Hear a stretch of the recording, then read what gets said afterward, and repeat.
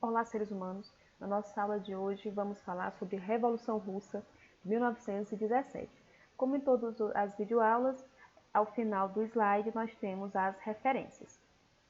Vamos falar um pouco da Rússia antes da Revolução, tá certo? Em termos políticos, nós podemos dizer que a Rússia vivia sob o regime czarista, ou seja, uma monarquia, tá certo? Absolutista. Quando nós falamos sobre o governo dos czares, nós estamos falando realmente de uma família muito conhecida que por mais de 300 anos governou a Rússia. Nós estamos falando da dinastia Romanov. Essa dinastia, pessoal, existem séries, existem vários filmes sobre eles, tá? E realmente é bastante interessante.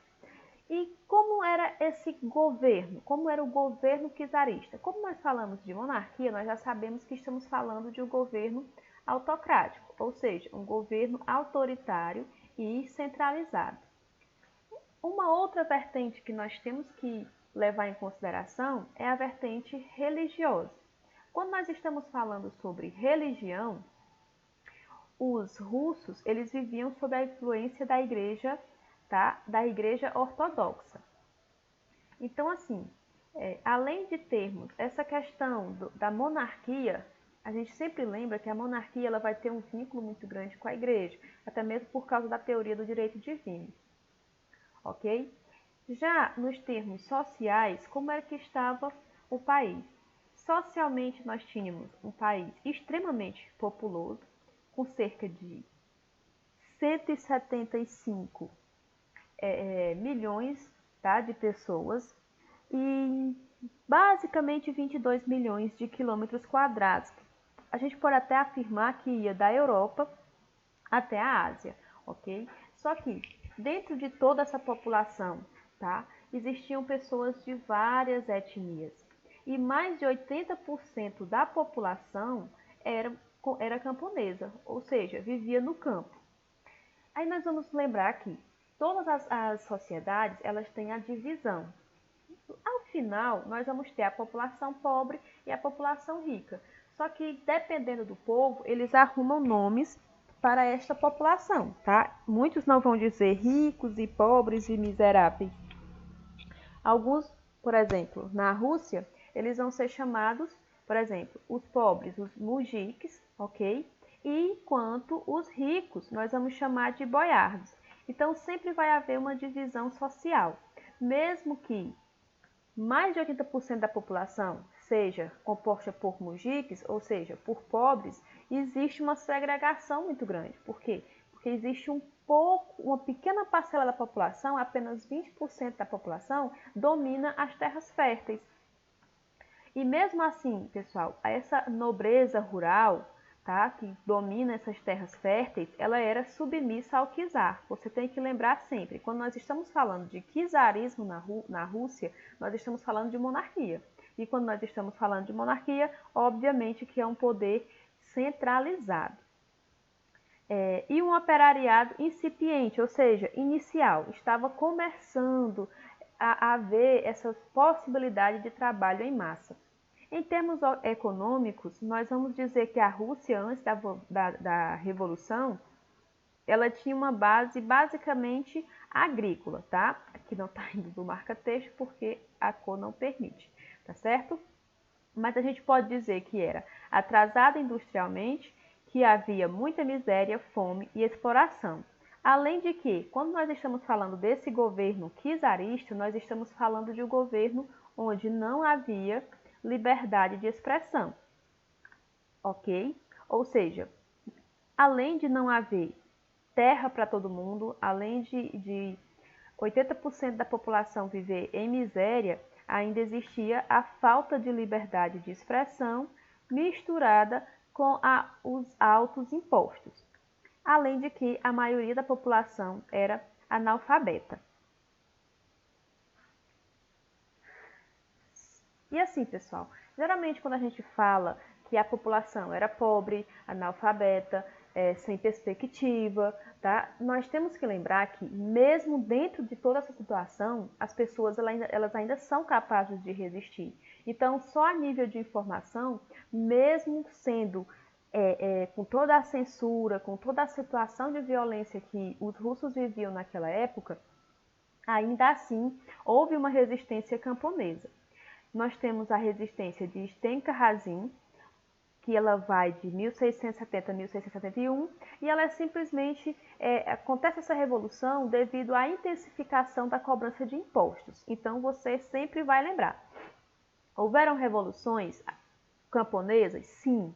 Enormes revoluções que mudaram o parâmetro social e econômico? Não. Mas houve sim uma resistência. A primeira que nós estamos falando aqui, a de Stenka Razin, nós vamos ter os principais motivos: intensificação da cobrança de impostos e requisição de soldados dentre os camponeses pelo governo do Alexandre I. Então veja aqui que nós ainda estamos um pouco distantes da Revolução Russa. E a outra grande revolução que teve, uma revolução que é conhecida e estudada, é a de Pugachev, 1773 até 1775, e eles estavam lutando pela abolição da servidão. Eles conseguiram isso? Pessoal, nesse momento não. Mesmo esta revolução, esta revolta tendo sido marcante, uma revolução camponesa dentro da Rússia, ela foi bastante perseguida pelo exército czarista. E então eles conseguiram essa abolição da servidão, sim, mas bem mais à frente. Então, assim, quando começa a mudar alguma coisa na Rússia, as coisas começam a mudar no governo do Alexandre II, de 1858 até 1881. Vai começar a haver um processo de industrialização, porque, assim, a Rússia era um país muito fechado, e a partir do momento que o Alexandre II ele chega ao poder, ele começa a associar-se ao capital externo, ou seja, ele vai abrir as fronteiras do país para receber investimentos do estrangeiro, do exterior. E nisso, obviamente, que vai haver um aumento na industrialização e vai começar a haver várias transformações no território russo. E vai haver a consolidação dessas mudanças a partir do governo de Nicolau II. Assim, vai aumentar, no governo dele, vai aumentar o apoio à entrada do capital externo. Lembra-se que nós vamos passar o governo do Alexandre II, depois nós temos o governo do Alexandre III, e aí no governo do Nicolau II é que vai haver realmente o aumento maciço da entrada do capital externo. E vai também ser no governo do Nicolau que vai começar a exportação do petróleo e a implantação das estradas de ferro e da indústria siderúrgica. Quem quiser dar uma pesquisadinha depois, vai dar uma pesquisadinha na Transiberiana, tá? Transiberiana realmente é algo magnífico e é algo que deve ser estudado. Com essa entrada, pessoal, do capital estrangeiro no país, com essa questão da estrada de ferro, da exportação do petróleo, da criação da indústria siderúrgica, da expansão da indústria siderúrgica, isso vai causar algumas mudanças. Lembra que antes disso, a Rússia era basicamente agrária, tá certo? Era basicamente voltada para a agricultura de subsistência.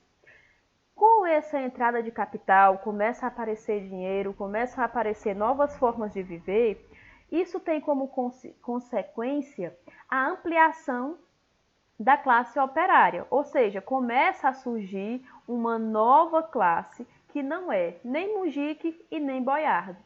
Só que esta classe operária, essa classe que está trabalhando em regime de semi-escravidão, no que atualmente seria escravidão, tá? Eles têm uma consciência maior da sua exploração. Ou seja, nós juntamos muito mais pessoas em um mesmo ambiente e essas pessoas elas começam a se incomodar da situação em que estão e de forma coletiva, ok? E é nesse momento também que vai florescer as ideias marxistas.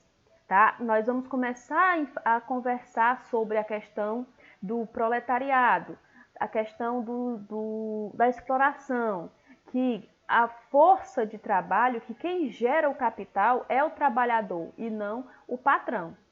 E aí nisso, gente, com essas ideias marxistas começando a chegar na Rússia, começa a haver um princípio de uma luta de classe, ok? E nisso, muita gente junto, elas começam a ver a situação do outro, elas começam a conversar, elas começam a debater e vai surgir o Partido Operário Social Democrata.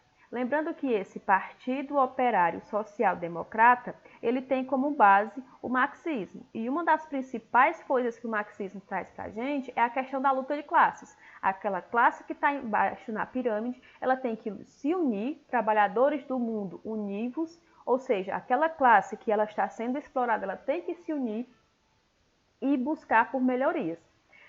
Só que, obviamente, que nós estamos no governo czarista, no governo monárquico absolutista. Então, eles não aceitam que existam esse tipo de organizações, esse tipo de associações. Então, eles vão criar a polícia secreta. Tá? Esta polícia secreta aqui, ela vai ser chamada de, meu russo também não é muito legal, Okhrana ou Okrana. Tá certo? O importante é você entender que esta polícia secreta, ela ia, de certa forma, investigar, ela ia prender, ela ia ter como objetivo acabar com esse partido social-democrata de base marxista. Agora que eu lembrei da figura. Então vamos lá. Partido Social Democrático. Democrata. Pessoal, esse partido, ele tinha como base o socialismo, tá? Ele tinha como base as ideias de Karl Marx e ele tinha como base derrubar o czar. Só que, quando nós temos um partido grande, lembra-se que é a massa trabalhadora que está à frente desse partido. Então, dentro desse partido, começam a haver percepções diferentes.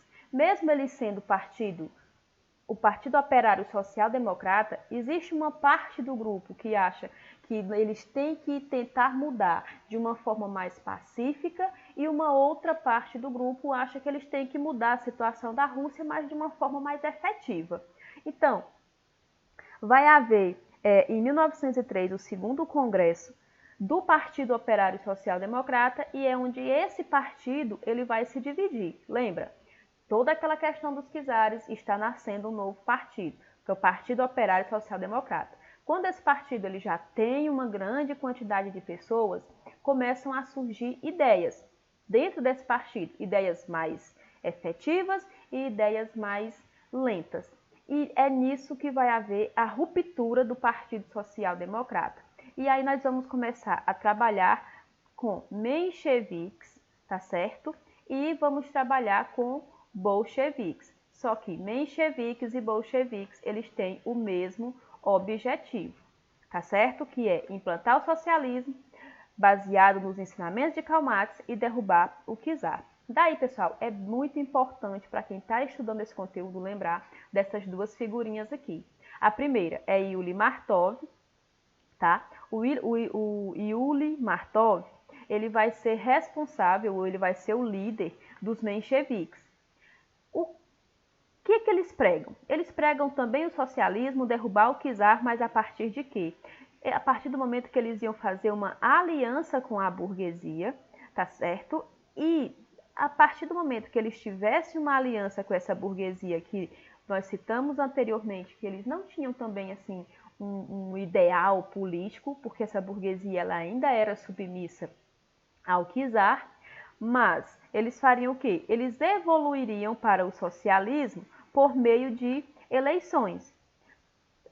Por meio dessas eleições, eles garantiriam a maioria no parlamento. Então, vê que nós estamos falando do Yuli Martov, ele é sim socialista, tá certo? Ele quer sim pregar as ideias de Karl Marx, mas de uma forma mais, fazendo alianças, de uma forma mais pacífica. Isso é o grupo A do Partido Operário Social Democrata. No grupo B, nós teremos a figura do Lenin, que vai ser bastante conhecido. Eu até sugiro que vocês deem uma olhadinha no filme Adeus Lenin. É um filme muito legal que fala sobre a história desse cara. E o Lenin, pessoal, também vem desse partido, tá? Social democrata, mas ele tem uma ideia diferente do Yuli Martov. Ele acha que, na verdade, o partido deles, ele tem que ser liderado por revolucionários profissionais. Ou seja, nós não vamos fazer uma revolução por meio de alianças. Nós vamos pegar em armas e nós vamos fazer a nossa revolução. Então, nós vamos pegar revolucionários profissionais centralizados, ou seja, nós vamos organizar esse povo em um determinado lugar, vamos colocar eles sobre uma rigorosa disciplina, é como se nós fôssemos criar soldados mesmo, tá? E esse partido seria um partido clandestino, porque ele vai buscar a revolução. Então, assim, seriam duas formas, tá, que eles encontraram, mas eles tinham o mesmo objetivo, que era derrubar o czarismo na Rússia. Mas aí tu lembra, Yuli Martov, menchevique, Lenin, bolchevique. De onde é que vem esses nomes, menchevique e bolchevique? De acordo com essas duas ideias, pessoal, uma mais radical e uma mais moderada, eles fizeram uma votação. E quem ganhou nessa votação foi os bolcheviques, que era quem? A maioria. Esta foi a ideia que ganhou, foi a ideia do Lenin. E já uma outra parte, só que sendo minoria, aqui ó, minoria, eles perderam a votação. Ou seja, não era a forma deles que o partido queria levar para frente. Então vai haver uma ruptura no Partido Social Democrata. E daí nós vamos ter dois grupos socialistas, os bolcheviques e os mencheviques. Enquanto isso estava acontecendo, toda essa organização, congressos, eles já estavam se dividindo. O czar, ele estava alheio a tudo isso, ou seja, ele nem sabia que isso estava acontecendo. Como está dizendo aqui, ele estava alheio às críticas da oposição e continuava simplesmente fazendo o que sempre fez, praticando o imperialismo. Em 1905, eles entraram em guerra contra o Japão. Estavam disputando por territórios, porque a Rússia já era muito pequena. Lembrando que no início do vídeo, eu falei que era cerca de 22 milhões de quilômetros quadrados que eles iam da Europa à Ásia. E mesmo assim ainda estavam buscando por novos territórios. Principalmente agora no Oriente, ou vamos especificar um pouco mais no extremo Oriente. Só que nesta guerra, pessoal, a Rússia perde a guerra e ainda perde as terras banhadas pelo Pacífico. O que vai piorar ainda mais a situação da população. Lembrando que quando nós estamos fazendo um esforço para a guerra, muito do que é arrecadado, muito dos impostos, vai ser utilizado para quê? Vai ser utilizado em prol da guerra. E quando você utiliza isso em prol de uma guerra, você está deixando de assistir a população nas suas necessidades mais básicas. Então, nesse momento, a população resolve fazer uma marcha pacífica em protesto. Lembrando que eles vão fazer um protesto, mas é um protesto totalmente pacífico. Ao Palácio de Inverno de São Petersburgo, manifestam os trabalhadores chefiados pelo pastor de ordem da Ele pediu reformas ao Estado, justamente os lados agrícolas.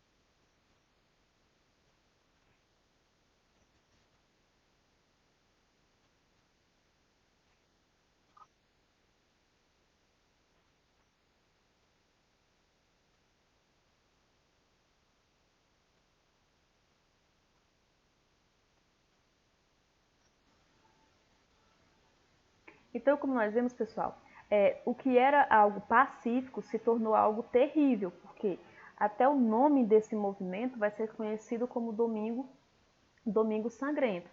Tá? Em 9 de 1 de 1905, a população vai pedir melhorias e ela simplesmente vai ser recebida com tiros. E obviamente que muitas pessoas elas vão morrer nesse incidente e eles estavam pedindo pacificamente, simplesmente, a redução da jornada de trabalho para 8 horas, ok? E o estabelecimento de um salário mínimo, além de instrução. Lembra que eu falei inicialmente que a maioria da população era analfabeta? Então, eles estavam pedindo instrução gratuita e obrigatória. E uma eleição para uma Assembleia Constituinte. Só que aí tu lembra que houve todo esse movimento e quando houve essa questão de fuzilar as pessoas que estavam no movimento, explodiram várias outras manifestações. Com isso, o governo cria esta Duma e ele consegue, que seria como uma assembleia, tá? Mas essa assembleia ela não tinha lá grandes poderes. Eu até sugiro que vocês deem uma pesquisada na Duma, vejam assim o que eles realmente faziam, tá? Eu não vou me estender para a aula não ficar gigantesca, mas pesquisem a Duma. O certo é que com esta Duma, o governo vai ceder a quantidade de manifestações que estão ocorrendo e ele cria a Duma como quem diz assim, agora, não, tudo bem, eu vou atender o que vocês estão pedindo. Só que, na verdade, essa Duma ela vai ser mais um órgão de contenção do que literalmente uma mudança. Só que 12 anos depois, cerca de 12 anos depois, nós teremos uma outra organização mundial. Nós estaremos vivendo já na Primeira Guerra Mundial. A Rússia entra nesta guerra e ela começa a ter várias derrotas sucessivas contra os alemães, um absurdo de mortos. Lembrando que, quando nós estamos falando dessa questão da Rússia quanto potência, nós estamos falando de um dos maiores exércitos que tinha. O problema é que, mesmo tendo um exército gigantesco, as armas dos russos elas eram ínfimas, elas eram miseráveis frente os armamentos dos outros exércitos. Isso significa o quê, pessoal? Que obviamente que quando você entra numa guerra, o lado que tem armas piores vai levar a pior. Então, assim, a Rússia contabilizou no primeiro ano de guerra cerca de 1,5 milhão de mortos.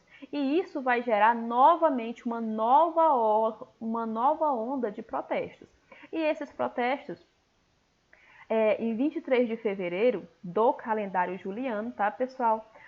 Vai haver uma passeata de trabalhadores e nesta passeata os trabalhadores vão marchar em direção à sede do governo. Para não haver um outro massacre, como houve no Domingo Sangrento, os soldados, ao invés de tentarem combater a população, os soldados vão entregarem as suas armas e vão aderir ao movimento.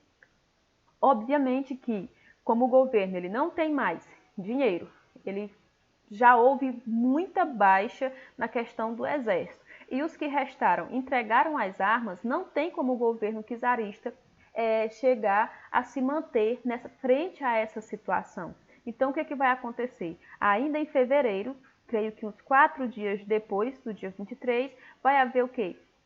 A queda do Império Russo. Então, nós temos agora o fim de uma dinastia de cerca de 300 anos na Rússia. E aí nós vamos ter o que nós vamos dar o nome de governo provisório. Lembra que nós tínhamos um grupo mais moderado e um grupo mais radical. Então, nesse momento, pessoal, quando eles conseguem derrubar o czarismo na Rússia, nós vamos ter Alexander Kerensky à frente de um governo provisório. E esse cara, ele vai trazer, como um político moderado, ele vai trazer algumas mudanças no governo. A primeira é que vai haver a liberdade de imprensa, liberdade de reunião e de associação, mas infelizmente o Alexander Kerensky ele vai manter a Rússia na guerra. E lembra que uma das principais causas deles ainda estarem lutando para estarem fazendo essa revolução, estarem fazendo protestos, era exatamente a quantidade de soldados, a quantidade de pessoas que tinham morrido. Então, nesse momento, o Lenin, que nas primeiras revoltas ele tinha sido expulso, vai haver com o governo provisório uma lei de anistia, então o Lenin volta para a Rússia. E é a partir desse momento que ele vai escrever as teses de Abril. E nessas teses de Abril, ele vai criar, como se fosse uma carta, pessoal, um manifesto. Tá? Ele vai trazer, nesse manifesto, a paz imediata, sem anexação, sem indenização, ou seja, nós vamos sair da guerra. Ele vai trazer a reforma agrária com distribuição de terra aos camponeses. Lembrando, pessoal, que ainda no governo czarista vai haver o fim do regime de servidão. Só que quando tem o fim do regime de servidão, os camponeses eles vão ter que pagar uma indenização mensal por cerca de 49 anos. Então, vai viver basicamente na mesma coisa. Já aqui no governo do Lenin, ele vai distribuir literalmente as terras, ou seja, eles não vão pagar mais nada. Aquelas dívidas que eles iam pagar, passar 49 anos indenizando o governo pela terra, eles agora não têm mais essa dívida. Além da nacionalização dos bancos. Claro que com estas propostas aqui que estão escritas nas teses de Abril, é óbvio que o Lenin ele vai conseguir um apoio muito grande, um apoio muito rápido. Lembrando que nós estamos vivendo um governo provisório, que é uma fase que está tudo meio que conturbado ainda. Então, em 24 de outubro, vai haver uma operação armada que vai derrubar o governo provisório. Quando a gente está falando em derrubar esse governo provisório, nós estamos dizendo que nós vamos tirar o Kerensky do poder e nós vamos colocar ninguém mais, ninguém menos do que o próprio Lenin, ok? Então, assim, a 24 de outubro, juntam-se soldados, marinheiros, operários, liderados por Lenin, que é uma figura extremamente importante, como eu já falei. É bom vocês darem uma aprofundada no estudo dessa pessoa. E Trotsky. Trotsky, pessoal, é um outro cara que tem que ser estudado quando você está falando sobre essa questão da Revolução Russa. O Trotsky, nesse momento, ele é comandante da Guarda Vermelha, que é bom vocês darem uma pesquisadazinha também em quem foi esse camaradinho aqui e o que foi essa Guarda Vermelha. Daí, pessoal, eles ocuparam a cidade de São Petersburgo. Lenin ocupa o cargo de presidente do Conselho de Comissários do Povo. Quer dizer que agora quem está à frente do governo russo é ninguém mais, ninguém menos do que Lenin. Tá certo? Então lembra, governo provisório. Depois do governo provisório, nós temos o Lenin. O Lenin vai chegar ao poder.